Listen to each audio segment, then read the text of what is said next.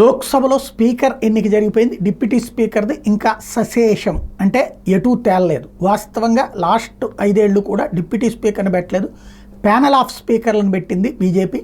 ఎందుకంటే deputy speaker ఈ సంప్రదాయం ఇష్యూ వస్తుందన్నటువంటి ఉద్దేశంతో అనుకుంటారు. బట్ అప్పుడు పూర్తి స్వేచ్ఛ ఉన్నది, అయినా కూడా పెట్టలేదు. ఈ దఫా అయితే మిత్రపక్షానికి ఇస్తారు ఇట్లాంటి ప్రచారం అయితే జరుగుతుంది. కానీ ప్రస్తుతం అయితే 9 మందితో కూడిన ప్యానల్ స్పీకర్ల జాబితాని లోక్సభ స్పీకర్ ప్రకటించారు. ఇందులో Bapatla Telugu Desam party MP Tenneti Krishnaprasad, IPS, మాజీ ఐపీఎస్, మన విజయవాడ పోలీస్ కమిషనర్గా కూడా చేశారు. అట్లాగే రాష్ట్రం విభజన తర్వాతన కీలకమైనటువంటి డీజీ స్థాయిలో పోస్టులో తెలంగాణలో పనిచేశారు. గతంలో భారతీయ జనతా పార్టీ అధికార ప్రతినిధిగా ఉండేవాళ్ళు. తర్వాత అకస్మాత్తుగా తెలుగుదేశం పార్టీ తరపున బాపట్ల ఎంపీగా కంటెస్ట్ చేసి గెలిచారు. ఆయనకి ఈ అవకాశం దక్కింది. ఆయనతో పాటు జగదాంబికా పాల్, ఏ రాజా, పిపి మోహన్, సంజయ్ రాయ్, దిలీప్ సైకియా, సెల్టా, కాకోలి ఘోష్, దస్తీదార్, అవధేష్ ప్రసాద్ని ప్యానల్ స్పీకర్గా సభ నిర్వహణలో ఓం బిర్లా ఎంపిక చేసుకున్నారు.